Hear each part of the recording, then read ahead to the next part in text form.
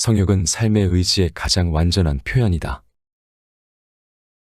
삶의 의지는 자신을 유지하려는 노력으로 발현된다. 하지만 이는 단지 종족을 보존하려는 노력일 뿐이다.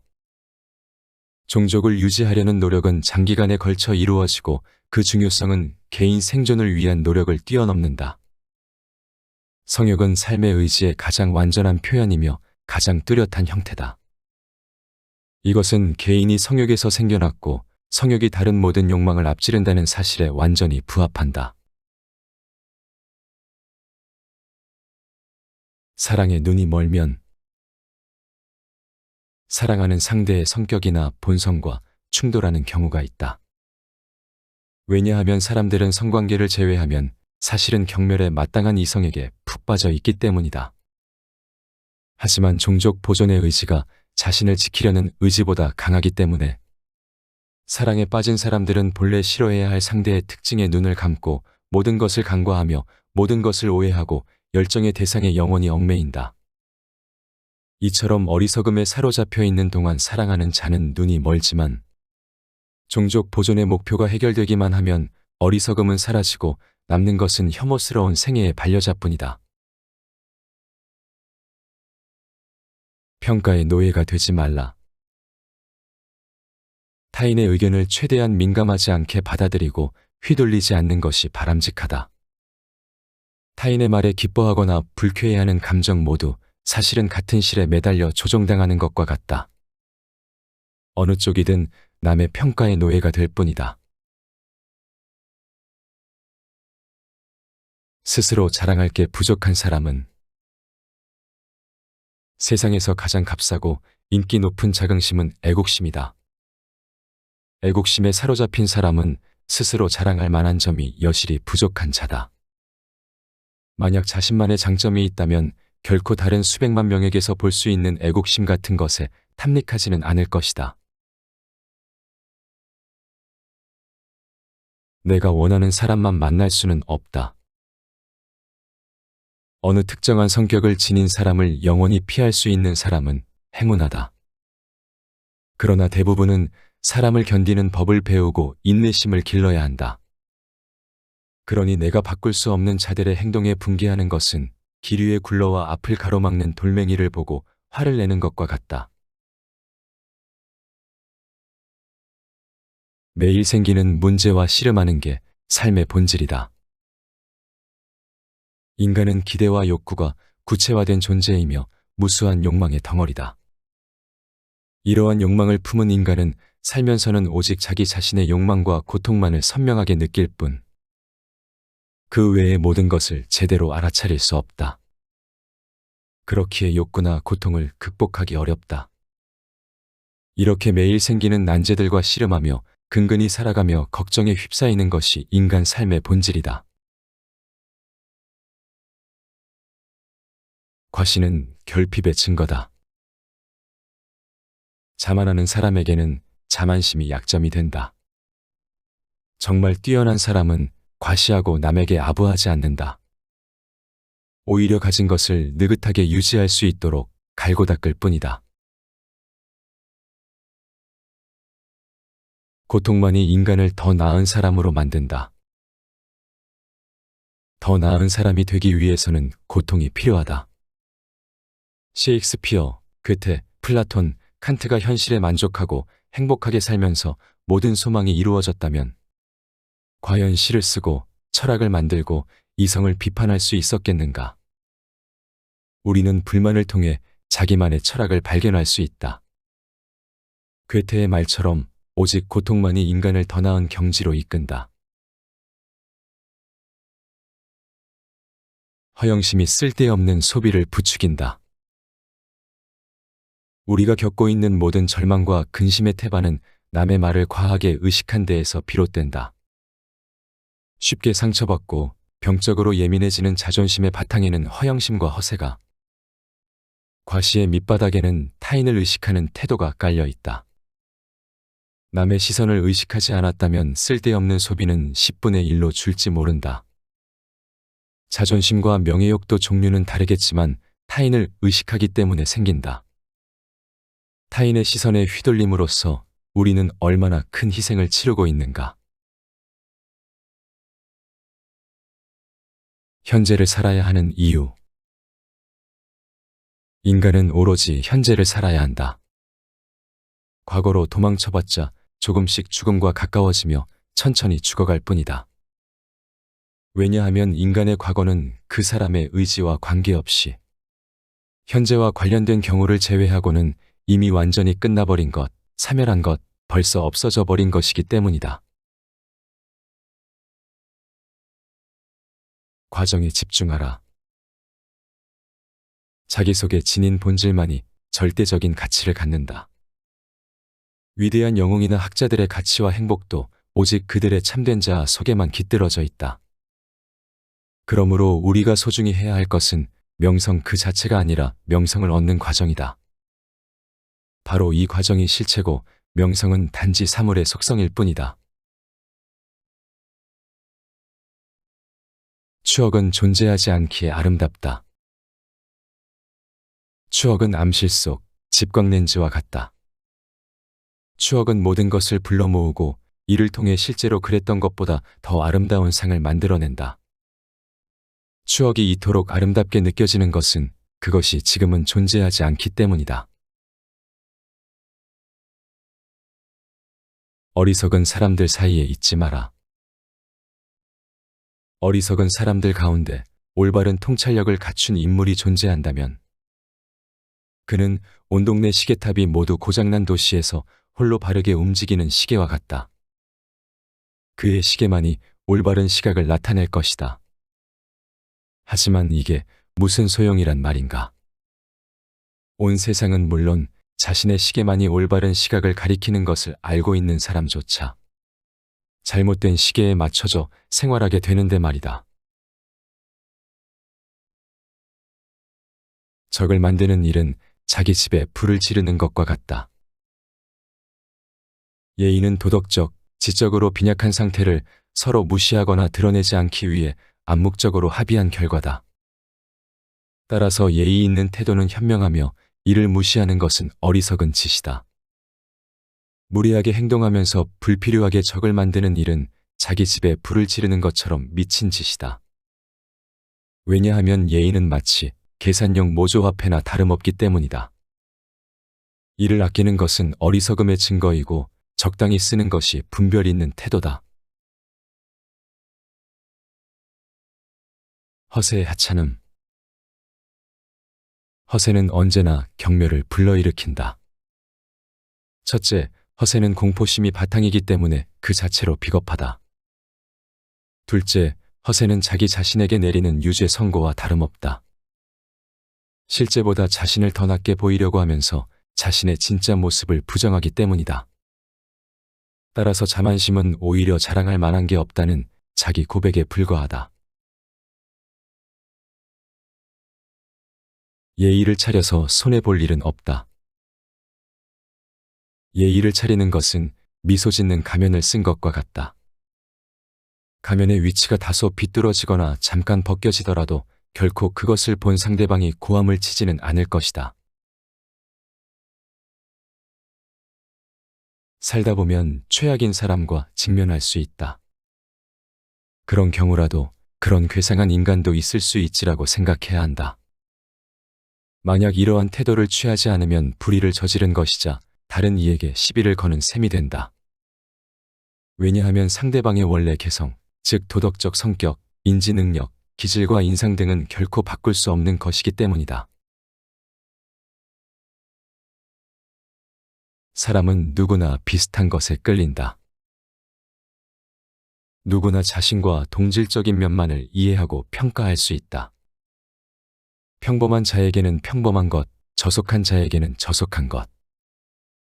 산만한 자에게는 혼란한 것, 그리고 아둔한 자에게는 무의미한 것이 동질적인 것이다. 그리고 누구나 자신과 완전히 비슷한 것을 가장 마음에 들어한다. 시간을 때우는 사람, 시간을 활용하는 사람.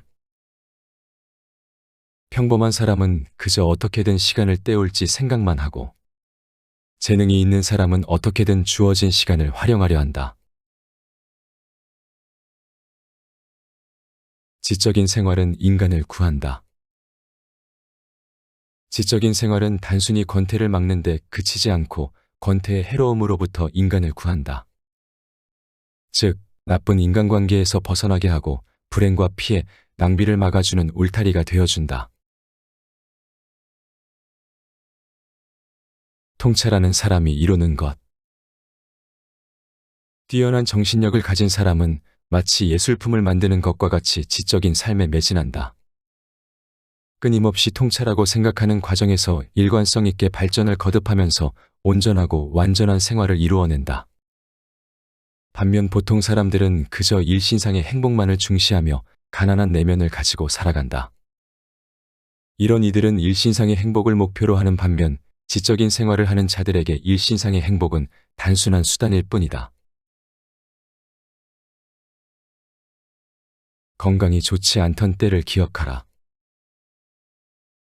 건강만 있으면 모든 것이 기쁨이다. 그러나 건강을 잃으면 모든 것이 불행하다. 그뿐 아니라 다른 주관적 자산, 즉 정신, 감정, 기질과 같은 것조차 건강하지 못하면 나약해지고 위축된다. 만족 없는 삶. 격렬한 의지에 충동을 느끼는 사람이 있다고 하자. 이 사람은 이기주의적인 갈망을 충족시키기 위해 탐욕스럽게 모든 것을 소유하기를 바란다. 하지만 당연히 그는 욕망에 휘둘리는 꼭두각시일 뿐이며 한 번은 무언가를 가질 수 있어도 의지의 충동을 완전히 가라앉힐 수는 없다.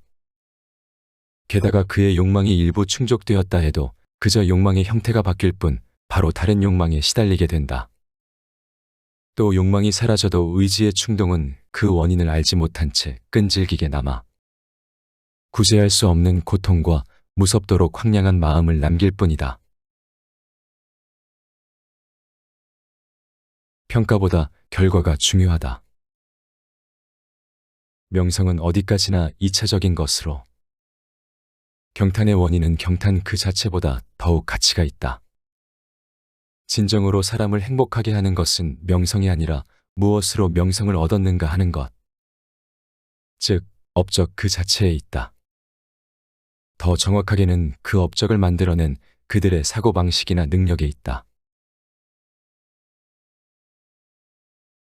원하는 것이 분명해야 하는 이유.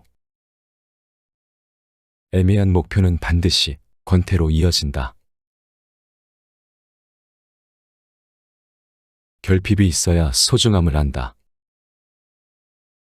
우리는 항상 결핍과 고통 속에 있고 만족은 거의 느끼지 못한다.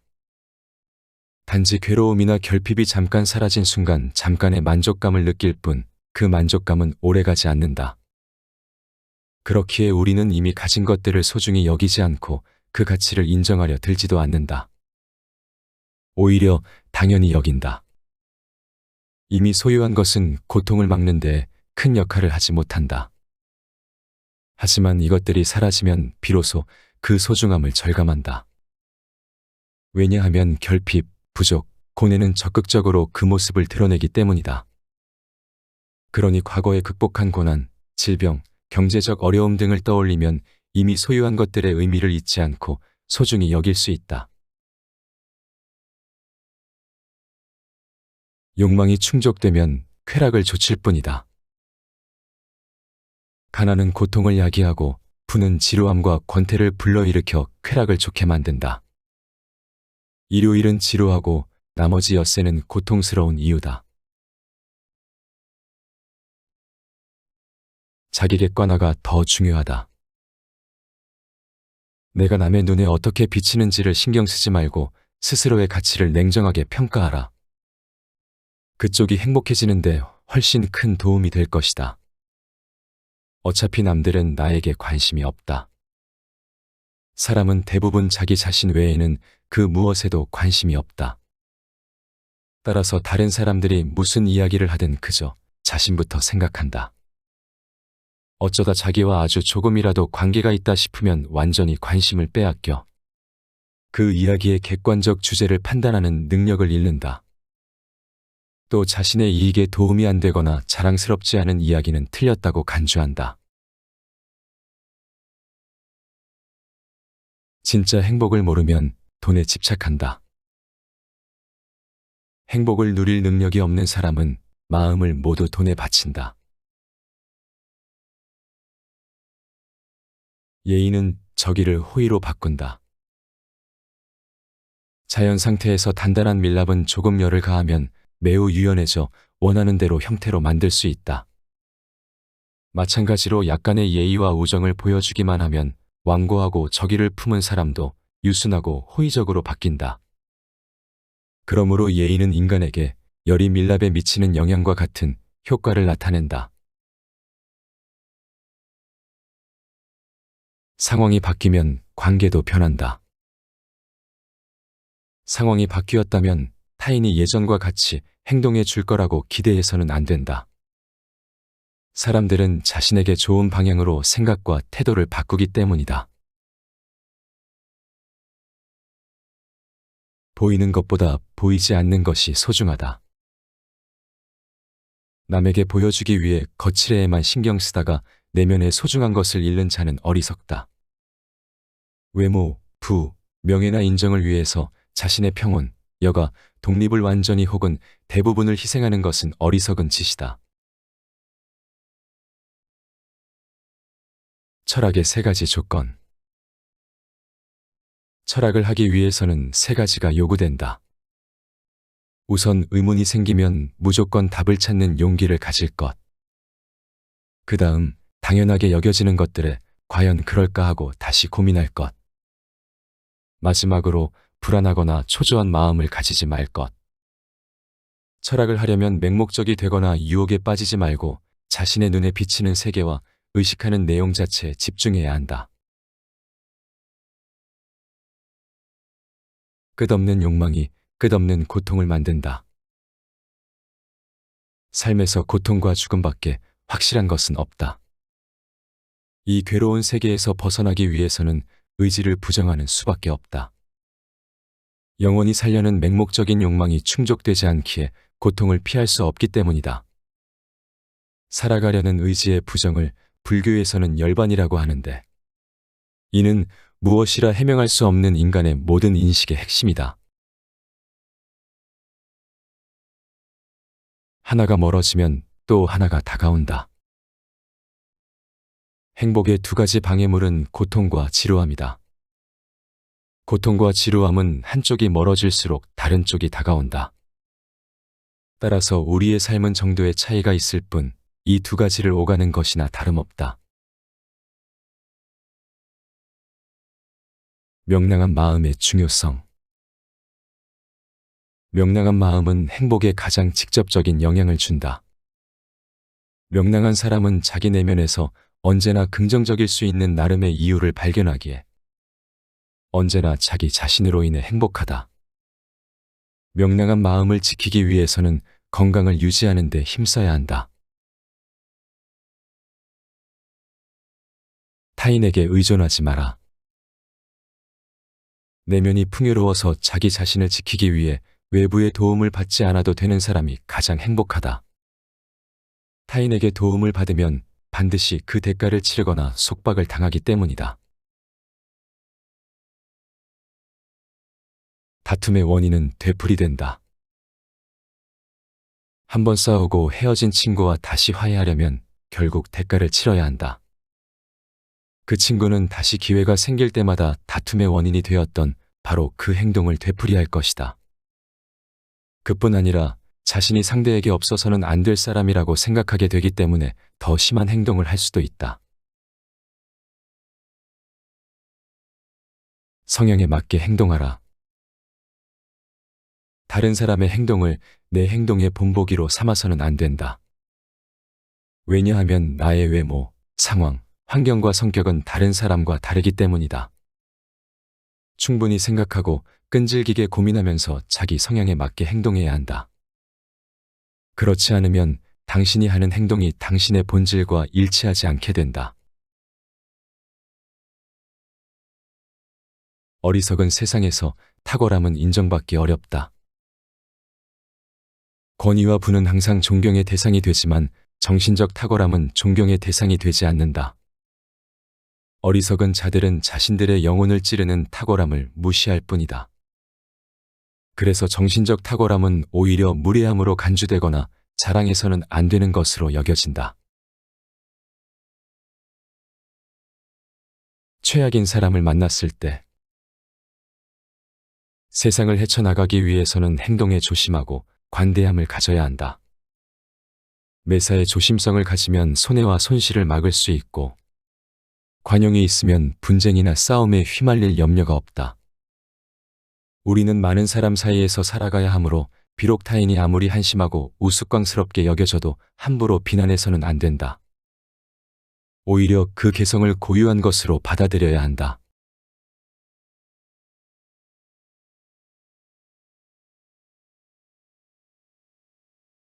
앞에서 소개한 내용은 쇼펜하우어의 말에서 가져왔다. 성욕은 모든 본능이 그런 것처럼 환상의 옷을 입고 의지에 작용하여 나타난다. 인간의 에로스적 환상이 바로 그것이다. 신의 프로그램 중에 이 환상을 제압할 수 있는 무기는 아직 없다. 따라서 남자와 여자가 그 마치 같은 환락에 빠져 있는 순간 인류의 종족을 유지시키려는 신의 의지는 저절로 완성된다. 모든 개체가 성욕을 통해서 얻는 만족감은 종족 유지라는 정신의 의도에 이바지한 대가에 불과하다. 철학자 플라톤이 성적 쾌락이야말로 최대의 속임수라고 말한 것은 바로 그 뜻이다. 쇼펜하우어에 따르면 성욕은 우리의 일상에서 가장 강렬하게 작용하는 본능 중에 하나다. 이는 인간이 세상에서 영원히 사라져버릴 것에 대한 불안을 극복하려는 방안이라는 것이다. 그래서 사랑의 목적은 결국 미래 세대를 낳는 것이라 말한다. 그래서 인간의 의지 중에서도 종족 보존의 욕망이 자기 보존의 욕망보다 강하기에 사랑에 빠진 사람들은 맹목적이 되고 원래대로라면 싫어해야 할 상대의 본질을 모른 채 불행한 결혼에 뛰어든다라고 논하기도 했다. 물론 이러한 생각에 반대하는 의견도 있다. 쇼펜하우어는 평생 가족이라는 공동체 안에서의 일상과 행복을 몰랐던 독신 남성이었기 때문에 사랑과 결혼에 대해서도 회피적이고 소극적인 말밖에 하지 않았는데 이 자체가 바로 관계에 대해 책임지기 싫어하는 이기주의라는 것이다.